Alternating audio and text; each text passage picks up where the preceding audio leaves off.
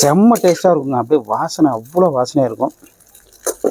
உறவுகளுக்கு வணக்கம். இன்றைக்கி நம்மளுடைய கேப்சிங் ஃபுட் சேனலில் நம்ம பார்க்க போகிற சமையல் வந்து புதினா முட்டை சோறு. வாங்க இதை எப்படி செய்யலாங்கிறத பார்க்கலாம். கட்டி அடுப்பில் வச்சுட்டோம். இந்த புதினா முட்டை சோறு செய்கிறதுக்கு முன்னாடி தேவையான பொருட்களை பார்த்துடலாம். இந்த புதினா முட்டை சோறுக்கு தேவையான பொருட்களை பார்த்துடலாம். ஒரு 20 புதினா இலை, 10 பூண்டு பல்,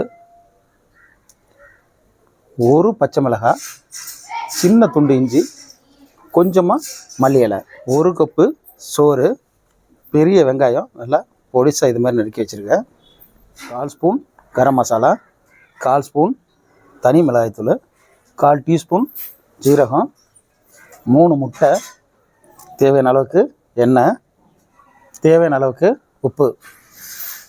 இந்த புதினா, மல்லி, பூண்டு, இஞ்சி, பச்சை மிளகாய் இது எல்லாத்தையும் மிக்சியில் கொடுத்து நல்லா அரைச்சிக்கலாம். எண்ணெய் ஊற்றிக்கலாம். எண்ணெய் நல்லா சூடாகட்டும். இந்த புதினா முட்டை சோறு வந்து ரொம்ப சுவையான சோறு. குழந்தைங்களுக்கு ரொம்ப பிடிக்கும். எண்ணெய் சூடாகிடுச்சு. அடுத்தது நம்ம ஜீரகத்தை போட்டிக்கலாம். ஜீரகம் நல்லா பொரிக்கட்டும்.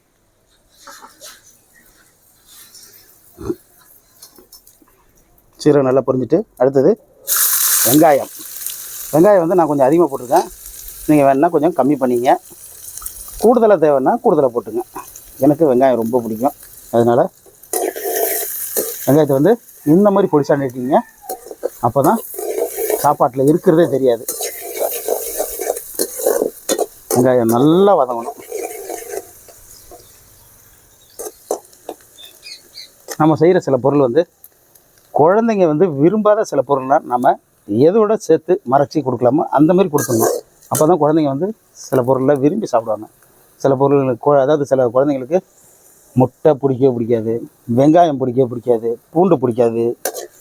அதுமாரி பிள்ளைங்களுக்குலாம் எது பிடிக்குதோ அதோட சேர்த்து கொடுக்கணும்.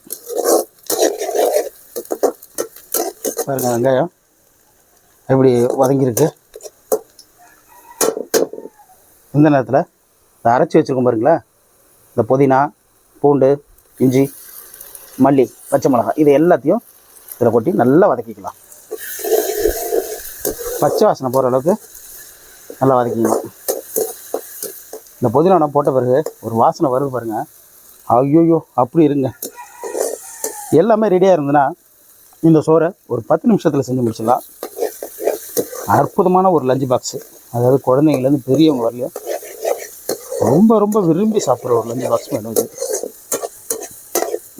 நல்லா பச்சை வாசனை போயிடுச்சு. அடுத்து கரம் மசாலா இருந்தால் போட்டுங்க, இல்லைன்னா பரவாயில்ல, இது ஆப்ஷனல் தான். அடுத்தது நான் சொன்னேன் இல்லைங்களா, 1/4 டீஸ்பூனு மிளகாய்த்தூள். அதாவது இது காஷ்மீரி மிளகாய்த்தூளாக இருந்தால் ரொம்ப நல்லது. ஏன் இது போடுறோன்னா நல்லா காரஞ்சாரமாக இருக்குங்க, அதுக்காக தான்.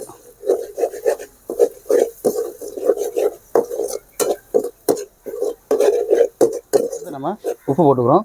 உப்பு கொஞ்சம் கூடுதலாக போட்டுங்க, ஏன்னா சோறு போட போகிறீங்க இல்லைங்களா. இது வந்து நீங்கள் இந்த கலர் மாறாமல் இருக்கணும்னா மிளகாத்தூள்லாம் போட வேண்டாம். இது பாருங்கள், நான் ஆக்சுவலாக இது வந்து பச்சை கலரில் இருக்கும். ஸோ இந்த மிளகாத்தூள்லாம் போட்டதுனால கலர் மாறிடுச்சு. இந்த நேரத்தில் எல்லாமே ரெடி ஆகிடுச்சு. நம்ம முட்டையை உடைச்சி ஊற்றலாம்.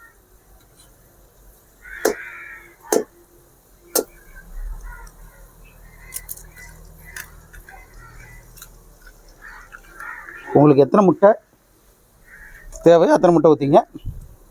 நான் 1 கப்பு சாதம் தான் இதில் போடுறேன். அதனால் நான் 3 முட்டை யூஸ் பண்ணுறேன். நீங்கள் வந்து முட்டை நல்லா பிடிக்கும்னா இன்னும் கூட நீங்கள் முட்டையை பயன்படுத்திங்க.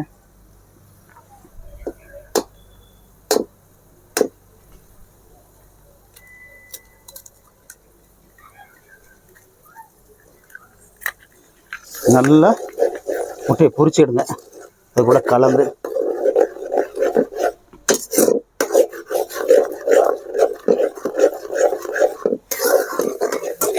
முட்டை நல்லா பொரிஞ்சு வந்துட்டு இந்த நேரத்தில் நம்ம சோறை கொட்டிடலாம். அதில் நல்லா சோறை உடச்சி விடணும்.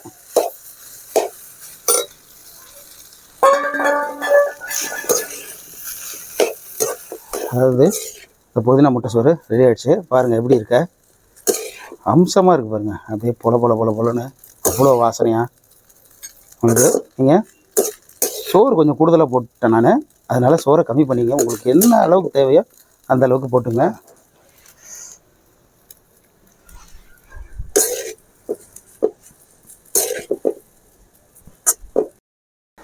சாப்பிட்ற வீடியோ, சமைக்கிற வீடியோ, நல்ல கண்டென்ட் உள்ள வீடியோ பார்க்கணுன்னா நம்ம கேப்சிகம் சேனலை தொடர்ந்து பாருங்கள். சப்ஸ்கிரைப் பண்ணுங்கள், லைக் பண்ணுங்கள், ஷேர் பண்ணுங்கள். தொடர்ந்து எனக்கு ஆதரவு கொடுங்க.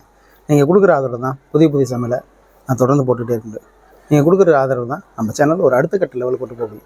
சப்ஸ்கிரைப் பண்ணவங்க நிறைய பேர் பார்க்குறதில்ல. தயவுசெய்து சப்ஸ்கிரைப் பண்ணவங்க பாருங்கள், முழுசாக பாருங்கள். அப்போ தான் நான் இடையில சொல்கிற சில குறிப்புகள் தடைபடாமல் உங்களுக்கு கிடைக்கும். தொடர்ந்து எனக்கு ஆதரவு கொடுங்க. நன்றி உறவுகளே.